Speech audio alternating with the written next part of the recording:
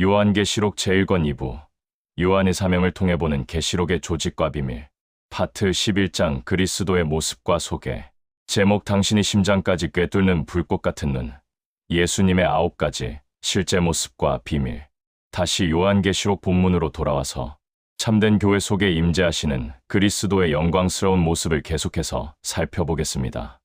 요한계시록 1장 11절에서 20절 말씀입니다.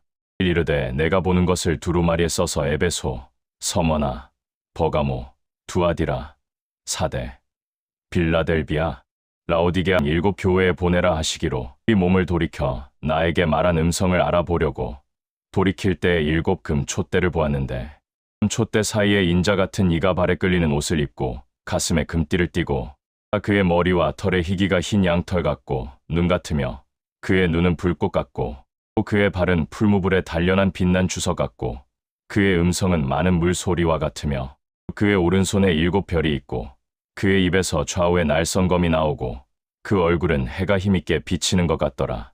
내가 볼 때 그의 발 앞에 엎드러져 죽은 자 같이 되매 그가 오른손을 내게 얹고 이르시되 두려워하지 말라 나는 처음이요 마지막이니 곧 살아있는 자라 내가 전에 죽었었노라 볼지어다 이제 세세토록 살아있어 사망과 음부의 열쇠를 가졌노니 그러므로 내가 본 것과 지금 있는 일과 장차 될 일을 기록하라. 내가 본 것은 내 오른손에 7 별의 비밀과 또 7 금 촛대라. 7 별은 7 교회의 사자요 7 촛대는 7 교회니라. 첫째, 참된 교회 속에 임재하시는 그리스도의 모습. 계시록 1장 12절에서 16절입니다. 우리는 예수님의 9가지 모습을 머리부터 시작하여 순서대로 살펴보고 있습니다. 이제 세 번째 모습부터 이어서 보겠습니다. 세 번째, 예수님의 눈은 신적 통찰력을 의미합니다. 14절 하반절입니다. 그의 눈은 불꽃 같고 예수님의 모습 세 번째 특성은 그분의 눈이 불꽃 같다는 것입니다. 이 모습은 모든 것을 꿰뚫어 보시는 신적 통찰력, 곧 전지성을 가지신 예수님을 보여줍니다. 다니엘서에서도 이와 동일한 환상이 기록되어 있습니다. 다니엘 10장 6절 말씀입니다. 또 그의 몸은 황호 같고 그의 얼굴은 번갯빛 같고 그의 눈은 횃불 같고 그의 팔과 발은 빛난 녹과 같고 그의 말소리는 무리의 소리와 같더라. 사도 요한은 불꽃 같다고 표현했고 다니엘은 횃불 같다고 표현했는데 이는 같은 의미입니다. 그의 눈이 횃불 같다, 불꽃 같다는 것은 모든 것을 아시는 신적 통찰력을 의미합니다. 예화, 엑스레이와 주님의 눈입니다. 병원에서 엑스레이를 찍으면 옷이나 피부로 가려진 몸속의 뼈와 장기의 상태가 명확하게 드러납니다. 숨겨진 질병이나 이상을 발견할 수 있습니다. 예수님의 불꽃 같은 눈은 영적인 엑스레이와 같습니다. 우리가 아무리 경건한 척 외식하고 자신의 죄를 숨기려 해도 주님의 눈앞에서는 우리의 중심과 숨은 동기까지 모든 것이 벌거벗은 듯이 드러납니다. 융합 지식 확장입니다. 양자물리학적 관찰과 실제의 확정입니다. 양자역학에는 관찰자 효과라는 원리가 있습니다. 미시 세계의 입자는 누군가 관찰하기 전에는 불확정적인 파동 상태로 존재하다가 관찰자가 보는 순간 비로소 실제로 확정됩니다. 이처럼 예수님의 불꽃 같은 눈은 우주의 궁극적 관찰자이십니다. 아무도 보지 않는 곳의 은밀한 죄도 주님이 보시기에 사실로 확정되며 주님의 시선이 머무는 곳에 비로소 참된 생명이 정의됩니다. 심리학, 조아리의 창입니다. 인간의 내면에는 나도 모르고 남도 모르는 미지의 영역이 있습니다. 무의식 깊은 곳의 상처와 죄성은 우리 스스로도 인지하지 못합니다. 그러나 주님의 눈은 이 심연까지 꿰뚫어 보시며 정죄가 아닌 치유를 위해 우리의 어두움을 드러내십니다. 히브리서 4장 13절 지으신 것이 하나라도 그 앞에 나타나지 않음이 없고 오직 만물이 우리를 상관하시는 자의 눈앞에 벌거벗은 것 같이 드러나느니라. 성경 여러 곳에서 하나님의 눈이 모든 인간의 행위를 감찰하심으로 그 무엇도 숨길 수 없다고 증거합니다. 예레미야 16장 17절입니다. 이는 내 눈이 그들의 행위를 살펴보므로 그들이 내 얼굴 앞에서 숨기지 못하며 그들의 죄악이 내 목전에서 숨겨지지 못함이라. 예수님의 눈은 지금도 모든 나라와 개인을 살피고 계십니다. 시편 66편 7절입니다. 그가 그의 능력으로 영원히 다스리시며 그의 눈으로 나라들을 살피시나니 거역하는 자들은 교만하지 말지어다. 욥기 28장 24절입니다. 이는 그가 땅 끝까지 감찰하시며 온 천하를 살피시며 주님은 단순히 외형만 보시는 것이 아니라 인간의 마음과 동기까지 살피십니다. 시편 33편 15절입니다. 그는 그들 모두의 마음을 지으시며 그들이 하는 일을 굽어 살피시는 이로다. 시편 139편 3절입니다. 나의 모든 길과 내가 눕는 것을 살펴보셨으므로 나의 모든 행위를 익히 아시오니 특히 주님은 우리의 심령 깊은 곳까지 감찰하십니다. 잠언 16장 2절입니다. 사람의 행위가 자기 보기에는 모두 깨끗하여도 여호와는 심령을 감찰하시느니라. 예레미야 11장 20절입니다. 공의로 판단하시며 사람의 마음을 감찰하시는 만군의 여호와여, 나의 원통함을 주께 아뢰었사오니 그들에게 대한 주의 보복을 내가 보리이다 하였더니, 하나님은 신적 통찰력을 가지셔서 우리의 길과 눕는 것과 행위와 마음과 심령 깊은 것까지도 다 감찰하고 굽어 살펴보고 계신 줄 믿습니다. 예수님의 눈은 지금도 불꽃 같은 눈으로 우리를 다 살펴보고 계십니다. 그분 앞에서 온전하게 세워질 수 있도록 헌신하시기 바랍니다. 넷째, 예수님의 입은 말씀으로 심판하심을 의미합니다. 16절 중반절입니다. 네 번째 모습은 예수님의 입에 대한 증거입니다. 그의 입에서 좌우의 날선검이 나오고 이 모습은 말씀으로 심판하시는 예수님을 보여주는 것입니다. 우리 주님은 말씀으로 심판하십니다. 요한계시록 19장에서는 예수님의 재림 장면을 묘사하며 이 모습이 다시 등장합니다. 요한계시록 19장 15절입니다. 그의 입에서 예량검이 나오니 그것으로 만국을 치겠고 친히 그들을 철장으로 다스리며 또 친히 하나님 곧 전능하신 이의 맹렬한 진노의 포도주 틀을 밟겠고, 여기 그의 입에서 나오는 검으로 누가 죽임을 당합니까? 요한계시록 19장 21절입니다. 그 나머지는 말탄 자의 입으로부터 나오는 검의 죽음에 모든 새가 그들의 살로 배불리더라. 히브리서는 하나님의 말씀 자체가 좌우의 날선검이라고 증거합니다. 히브리서 4장 12절입니다. 하나님의 말씀은 살아있고 활력이 있어 좌우의 날선 어떤 검보다도 예리하여 혼과 영과 및 관절과 골수를 찔러 쪼개기까지 하며 또 마음의 생각과 뜻을 판단하나니, 이와 같이 우리 아버지의 말씀은 우리 영혼을 다 쪼개버리고 우리의 마음의 생각과 뜻까지도 심판하시고 판단하시는 줄 믿습니다. 말씀의 검과 내 안의 짐승에 대해 말씀드리겠습니다. 구체적으로 예수님의 입에서 나오는 말씀의 검은 최종적으로 짐승들, 곧 적그리스도 세력을 심판합니다. 그런데 실상 우리 속에도 짐승과 같은 죄악된 본성이 있습니다. 따라서 예수님의 말씀을 받은 자들은 자기 속에 있는 짐승이 다 죽게 되어 있습니다. 예수님의 입에서 나오는 말씀은 곧 심판하는 말씀입니다. 그 말씀이 우리 속에 있는 짐승을 심판하기 때문에 예수님의 좌우의 날선검의 말씀을 받은 자는 변화되게 되어 있습니다. 예화, 외과 의사의 메스입니다. 환자의 몸속에 치명적인 암덩어리가 자라고 있습니다. 외과 의사는 날카로운 메스로 환자의 살을 째고 그 암덩어리를 제거합니다. 메스가 살을 가르는 과정은 고통스럽지만 그것은 환자를 죽이기 위함이 아니라 병의 근원을 제거하여 살리기 위함입니다. 이처럼 하나님의 말씀은 영적인 메스와 같습니다. 때로는 우리의 죄악과 위선을 날카롭게 찌르고 베어내어 아프게 하지만 이는 우리 안의 죄성을 도려내어 영적으로 건강하게 살리시기 위함입니다. 융합 지식 확장, 로고스의 분리와 거룩한 세포사멸입니다. 의학, 세포사멸입니다. 생물학적으로 건강한 몸을 유지하려면 병든 세포가 스스로 죽음을 선택하는 아포토시스 과정이 필수적입니다. 암세포는 죽어야 할 때 죽지 않고 버티는 세포입니다. 말씀의 검이 우리 안에 죄성, 곧 짐승을 찌르는 것은 영적 아포토시스를 유도하여 우리 전체를 살리기 위한 거룩한 수술입니다. 철학, 로고스입니다. 헬라 철학에서 로고스는 우주의 이성이자 질서입니다. 말씀의 검은 혼돈 속에 있는 우리 내면을 찔러 영과 육, 진리와 거짓을 예리하게 분리해냅니다. 이 분리의 고통 없이는 거룩한 성화도 없습니다. 에베소서 6장 17절 구원의 투구와 성령의 검, 곧 하나님의 말씀을 가지라. 예수님의 말씀으로 심판받기를 두려워하지 마십시오. 예수님의 말씀으로 우리의 인격, 우리의 잘못된 심령, 우리의 잘못된 육적인 모습들이 심판되어야 합니다. 사실 아버지 말씀을 바르게 전할 때 왜 핍박받고 도전받는지 아십니까? 한마디로 말씀으로 죽기 싫다는 것입니다. 그 사람이 도전하는 것이 아니라 그 사람 속에 숨어있는 짐승들이 죽고 싶지 않아서 도전하고 핍박하는 것입니다.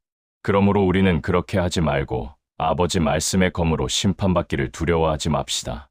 말씀으로 심판받아서 우리의 인격이 변하고 신앙이 세워져야 할 줄로 믿습니다. 다섯째, 예수님의 음성은 말씀의 위엄과 능력을 의미합니다. 15절 하반절입니다. 예수님의 다섯 번째 모습은 그분의 음성에 대한 계시입니다. 그의 음성은 많은 물소리와 같으며 이 모습은 말씀의 위엄과 능력을 가지신 예수님을 보여주는 것입니다. 시편 29편에서 이와 연결되는 말씀을 찾을 수 있습니다. 시편 29편 3절입니다. 여호와의 소리가 물 위에 있도다. 영광의 하나님이 우레소리를 내시니 여호와는 많은 물 위에 계시도다. 여기서 우레소리라는 것은 많은 권능을 뜻합니다. 여호와의 음성이 많은 물소리와 같다는 것은 말씀의 위엄, 우레소리처럼 위엄차다는 것이 핵심 포인트입니다. 물가에 심어진 나무와 매끄러운 돌입니다. 이 위엄 있고 능력 있는 주님의 음성, 곧 말씀은 성경에서 시냇가 또는 물가로 비유되기도 합니다. 시편 1편 2절에서 3절입니다. 오직 여호와의 율법을 즐거워하여 그의 율법을 주야로 묵상하는도다. 그는 시냇가에 심은 나무가 철을 따라 열매를 맺으며 그 잎사귀가 마르지 아니함 같으니 그가 하는 모든 일이 다 형통하리로다. 말씀을 묵상하는 현장은 하나님의 음성을 듣는 것입니다. 따라서 주야로 말씀을 묵상하는 자가 시냇가에 심은 나무와 같습니다. 나무가 우리를 비유하는 것이라면 시냇가는 여호와의 율법을 통해서 우리에게 들려지는 음성이 되는 것입니다. 우리가 주님의 음성에 푹 빠져 있는 상황을 시냇가에 심은 나무 같다고 하는 것입니다. 예레미야 17장 7절에서 8절입니다. 그러나 무릇 여호와를 의지하며 여호와를 의뢰하는 그 사람은 복을 받을 것이라. 그는 물가에 심어진 나무가 그 뿌리를 강변에 뻗치고 더위가 올지라도 두려워하지 아니하며 그 잎이 청청하며 가무는 해에도 걱정이 없고 결실이 그치지 아니함 같으리라. 이처럼 물가에 심어진 나무가 되어야 복이 있는 자입니다. 다시 말하면 주의 음성에 푹 젖어 있는 자가 복이 있는 자인 줄 믿습니다. 주님의 음성에 잠겨 있는 자는 말씀으로 변화될 것입니다. 그것이 주님의 위엄이요 능력입니다. 악하고 강팍한 내 영혼이 변화가 되는 것, 그것이 주님의 능력과 위엄인 줄 믿습니다. 이와 같은 말씀이 다윗과 골리앗의 싸움에서 상징적으로 나타납니다. 사무엘상 17장 40절입니다. 손에 막대기를 가지고 시내에서 매끄러운 돌 5을 골라서 자기 목자의 제구 곧 주머니에 넣고 손에 물매를 가지고 블레셋 사람에게로 나아가니라. 사무엘상 17장 49절입니다. 손을 주머니에 넣어 돌을 가지고 물매로 던져 블레셋 사람의 이마를 치매 돌이 그의 이마에 박히니 땅에 엎드러지니라. 다윗이 어떻게 이겼습니까? 바로 시냇가에서 매끄럽게 다듬어진 돌로 이겼습니다. 시냇가는 주님의 음성을 의미합니다. 영적으로 보면 매끄러운 돌은 저와 여러분 자신을 의미합니다. 예화, 물살에 다듬어지는 돌입니다. 계곡에 거칠고 모난 돌멩이도 오랜 세월 끊임없이 흐르는 물살에 깎이고 다듬어지면 매끄럽고 단단한 조약돌이 됩니다. 이처럼 우리가 매일 주님의 말씀, 곧 많은 물소리이자 시냇가에 잠겨 있을 때 우리의 모난 성품과 거친 생각들이 다듬어지고 변화되어 주님이 쓰시기에 합당한 도구가 됩니다. 이것이 말씀의 능력입니다. 이주환 박사 융합지식 확장, 영적 공명과 형성입니다. 물리학, 백색 소음입니다. 많은 물소리는 음향학적으로 모든 주파수를 포함하는 백색 소음과 같습니다. 이는 단순한 소음이 아니라 세상의 잡다한 유혹의 소리를 덮어버리고 우리 영혼을 평안케 하는 압도적인 파동입니다. 지지라, 마모와 최적화입니다. 흐르는 물이 돌을 깎는 것은 파괴가 아니라 재창조입니다. 다윗의 물맷돌이 매끄러웠다는 것은 공기 저항을 최소화하는 최적의 공기역학적 형태가 되었다는 뜻입니다. 말씀의 시냇가에서 오래 다듬어진 성도만이 세상의 저항을 뚫고 사탄의 급소인 이마와 사상을 타격할 수 있습니다. 에스겔 43장 2절. 그의 음성은 맑은 물소리 같고 땅은 그의 영광으로 말미암아 빛나니 우리를 깎고 연단시키는 주님의 음성. 그것이 바로 위엄이고 우리를 변화시켜 나가는 능력의 말씀인 줄 믿습니다. 그 돌을 가지고 골리앗의 이마를 쳤습니다. 이마를 쳤다는 것은 사상을 부쉈다는 것입니다. 골리앗은 종말 시대로 비유하자면 적그리스도, 거짓 선지자들을 의미합니다. 마지막 때의 전쟁은 사상 싸움입니다. 우리는 어떻게 이 종말 시대의 신앙을 지키고 이길 수 있습니까? 시냇가로 비유된 주님의 위엄 있고 능력 있는 음성으로 우리가 깎이고 연단된 돌이 될 때 이 종말 시대에 거짓 사상을 깨부수고 이기는 자가 되는 줄로 믿습니다. 여섯째, 예수님의 가슴은 만왕의 왕의 사랑과 통치를 의미합니다. 13절 하반절입니다. 예수님의 여섯 번째 모습은 가슴에 대한 묘사입니다. 가슴에 금띠를 띠고 여기 가슴에 금띠를 띠고 있는 모습은 보석 같은 성도들을 영원히 품고 다스리시는 만왕의 왕 되신 예수님을 보여주는 것입니다. 이 모습은 구약시대 대제사장의 의복에서 그 원형을 찾을 수 있습니다. 아론은 대제사장이며 예수님 또한 우리의 영원한 대제사장이십니다. 출애굽기 29장 5절입니다. 의복을 가져다가 아론에게 속옷과 에봇 받침 겉옷과 에봇을 입히고 흉패를 달고 에봇에 정교하게 짠 띠를 띠게 하고 구약시대 대제사장이 가슴에 띠, 즉 흉패를 띠었듯이 영원한 대제사장이신 예수님도 금띠를 띠셨습니다. 대제사장의 가슴에 다는 판결 흉패가 어떻게 만들어졌는지 자세히 보겠습니다. 출애굽기 28장 15절입니다. 너는 판결 흉패를 에봇 짜는 방법으로 금 실과 청색 자색 홍색 실과 가늘게 꼰배 실로 정교하게 짜서 만들되 계속해서 출애굽기 28장 17절에서 21절입니다. 그것에 네 줄로 보석을 물리되 첫 줄은 홍보석 황옥 녹주옥이요 둘째 줄은 석류석 남보석 홍만호요 셋째 줄은 호박 백만호 자수정이요 넷째 줄은 녹보석 호만호 벽옥으로 다 금태에 물릴지니 이 보석들은 이스라엘 아들들의 이름대로 12이라 보석마다 12지파의 한 이름씩 도장을 새기는 법으로 새기고 흉패에는 12보석이 달려 있었고 이 보석들은 이스라엘 12지파 즉 하나님의 백성 곧 참된 신자를 의미합니다. 이 보석들은 모두 금태에 물리고 금 사슬로 연결되어 제사장의 가슴에 단단히 메어졌습니다. 이것이 바로 영원한 대제사장 되신 예수님께서 가슴에 금띠를 띠셨다는 말씀의 의미입니다. 예수님께서는 보석 같은 성도들을 당신의 가슴에 영원히 품고 계시며 그들을 영원히 다스리시는 만왕의 왕이심을 보여줍니다. 신학자의 통찰, 그리스도의 중보 사역입니다. 찰스 스펄전은 대제사장의 흉패에 대해 이렇게 설교했습니다. 대제사장이 지성소에 들어갈 때 그는 혼자 들어가지 않았습니다. 그는 모든 이스라엘 백성의 이름을 가슴에 품고 들어갔습니다. 마찬가지로 우리의 대제사장이신 예수 그리스도께서는 지금도 하늘 성소에서 우리 각자의 이름을 그분의 사랑에 가슴에 품고 하나님 아버지 앞에서 우리를 위해 중보하고 계십니다. 이주환 박사의 융합 지식 확장, 공유 결합과 안전 기지입니다. 공유 결합입니다. 원자들이 전자를 공유하며 가장 강력하게 결합하는 것을 공유 결합이라 합니다. 예수님이 우리를 가슴의 금띠에 물리셨다는 것은 단순한 접촉이 아닙니다. 예수님의 생명과 우리의 생명이 뗄 수 없게 결합된 상태입니다. 심리학, 안전기지입니다. 애착 이론에서 아이는 부모라는 안전기지가 있을 때 두려움 없이 세상을 탐험합니다. 우주의 통치자이신 예수님의 가슴에 우리가 박혀 있다는 사실은 성도에게 세상 어떤 환난도 이길 수 있는 존재론적 안정감을 제공합니다. 아가서 8장 6절 너는 나를 도장같이 마음에 품고 도장같이 팔에 두라 사랑은 죽음같이 강하고 일곱째, 예수님의 오른손은 붙드심과 승리를 의미합니다. 16절 상반절입니다. 예수님의 일곱 번째 모습은 그분의 오른손에 대한 묘사입니다. 그의 오른손에 일곱 별이 있고 이 모습은 주의 종들을 붙드시고 승리케 하시는 예수님을 보여주는 것입니다. 요한계시록 2장 1절입니다. 에베소 교회의 사자에게 편지하라 오른손에 있는 일곱 별을 붙잡고 일곱 금 촛대 사이를 거니시는 이가 이르시되 여기 일곱 별은 주의 종들 곧 일곱 교회의 사자로 해석해야 계시록이 풀어집니다. 주님의 오른손에 붙들린 자가 되어서 승리할 수 있기를 바랍니다. 성경에서 주의 오른손은 권능과 승리를 상징합니다. 출애굽기 15장 6절입니다. 여호와여 주의 오른손이 권능으로 영광을 나타내시니이다. 여호와여 주의 오른손이 원수를 부수시니이다. 출애굽기 15장 12절입니다. 주께서 오른손을 드신즉 땅이 그들을 삼켰나이다. 이같이 주의 오른손은 권능의 손이며 원수를 부수는 승리의 손입니다. 따라서 우리 편에서 보면 주의 오른손에 붙들린다는 것은 권능의 손에 붙들려서 영원히 쓰러지거나 넘어지지 아니하고 원수로부터 영원히 승리하게 됨을 의미합니다.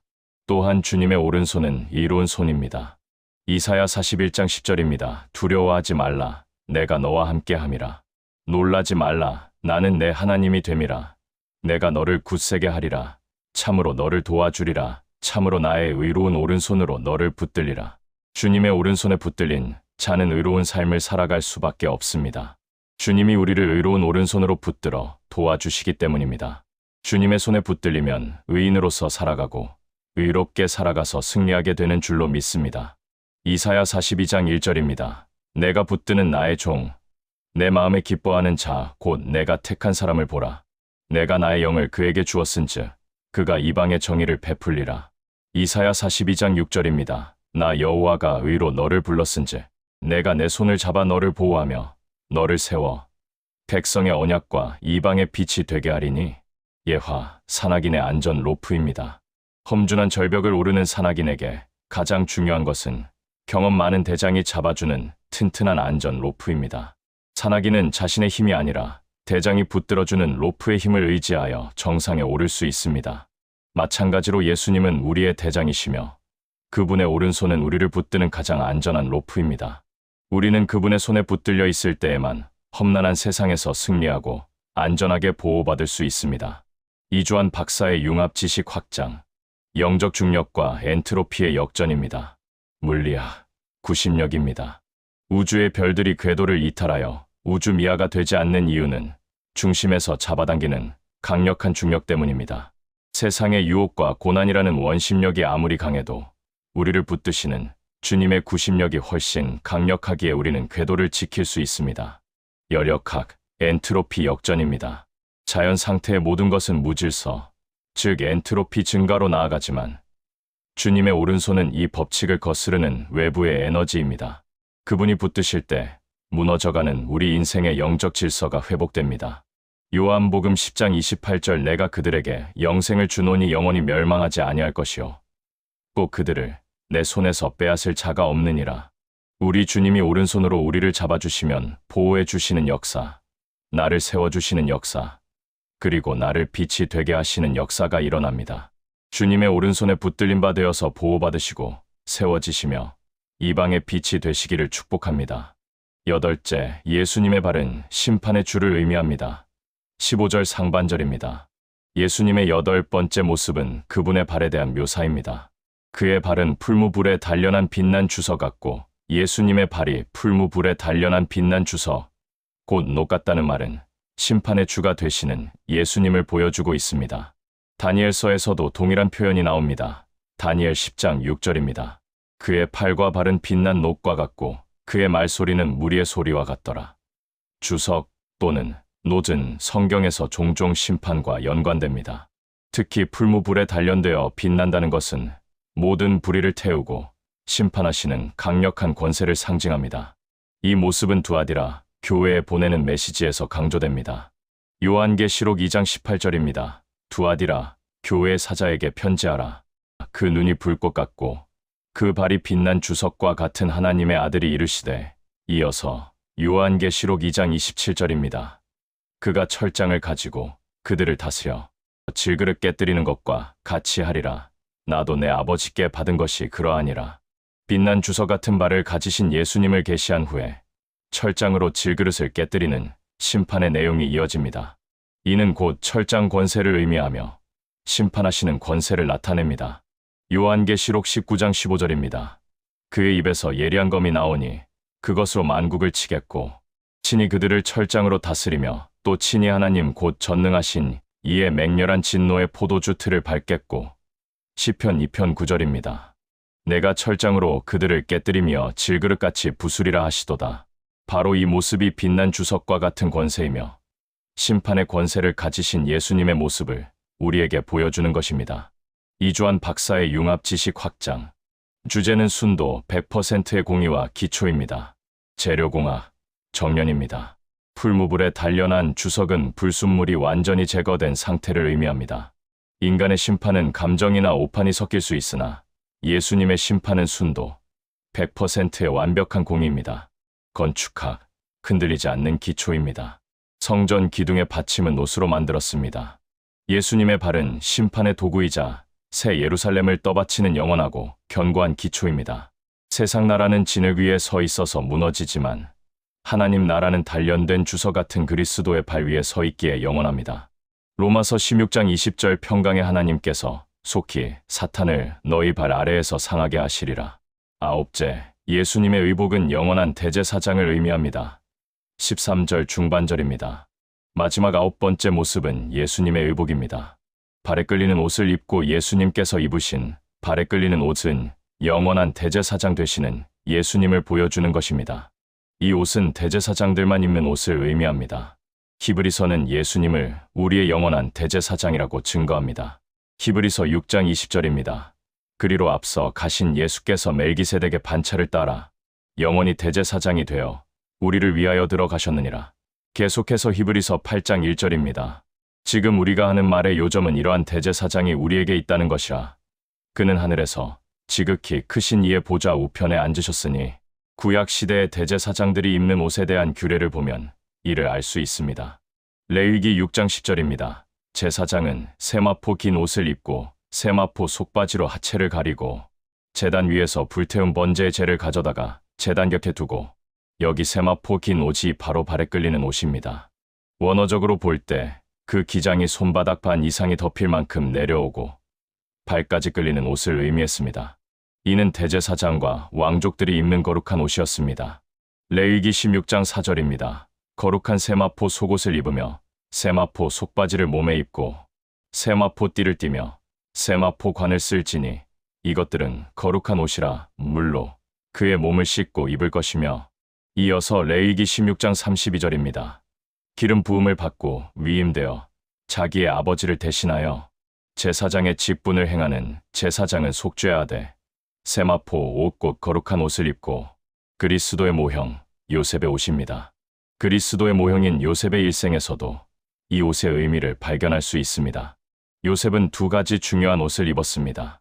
1번 채색옷 창세기 37장 3절입니다. 요셉은 노년에 얻은 아들이므로 이스라엘이 여러 아들들보다 그를 더 사랑함으로 그를 위하여 채색옷을 지었더니 성경에서 옷은 행실을 의미합니다. 계시록 19장 8절에 그에게 허락하사 빛나고 깨끗한 세마포 옷을 입게 하셨으니 이 세마포 옷은 성도들의 옳은 행실이로다 하더라고 했습니다. 예수님의 행실, 곧 삶은 채색의 삶이었습니다. 이 채색옷은 그리스도의 7단계 사역, 7가지 색깔의 삶 탄생, 죽음, 부활, 승천, 오순절, 재림, 나라 완성을 상징합니다. 두 번 세마포 옷 창세기 41장 42절입니다.